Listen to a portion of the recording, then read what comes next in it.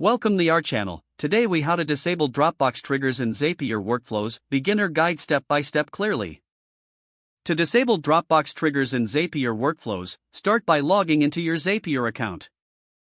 Once you're logged in, navigate to your dashboard. Locate the workflow, also known as a zap, that contains the Dropbox trigger. Click on the name of the zap to open its settings. In the zap editor, find the section labeled Trigger. Here, you will see the app current. Click on the Dropbox trigger to expand its options. To disable the trigger, look for the option that says Turn Off or Disable. Click on this option to disable the Dropbox trigger. Once you've disabled the trigger, you will see a notification confirming the change. If you want to remove the Dropbox trigger entirely, look for the option to delete it. Click on Delete and confirm your choice in the pop-up message. Your Dropbox trigger is now disabled or removed from your workflow. If you plan to add a new trigger later, make sure to save your changes. Finally, review your entire workflow to ensure everything works as intended without the Dropbox trigger. If the page does not load, refresh the browser or try again in a private or incognito window.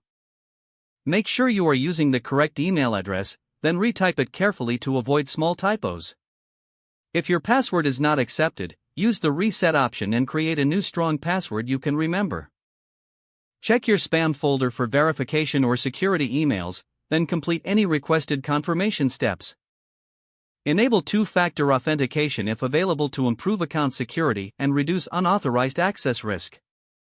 After signing in, review your profile details so your contact information and settings are accurate and current. If you see an error message, note it down and try again after restarting your device and internet connection.